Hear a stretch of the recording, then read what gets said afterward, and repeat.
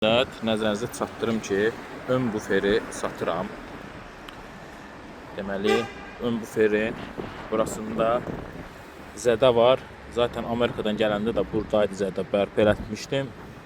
Bir qardaş parkingdə arxa-arxaya verəndə gəlib vurdu, bastı, qırdı. Yəni, problem bir dənə buradadır. O da ki, qəza olan yerində təzdən qopubdur. Maşının buferini üstündə verirəm. Yəni, bu qaşları da hamısını verəcəm. Qaşı verəcəm, bunu da verəcəm. At setqatı da bu opşu, spor. Bu qaşı da verirəm. Abisovkanı yox, abisovkanı verməyəcəm.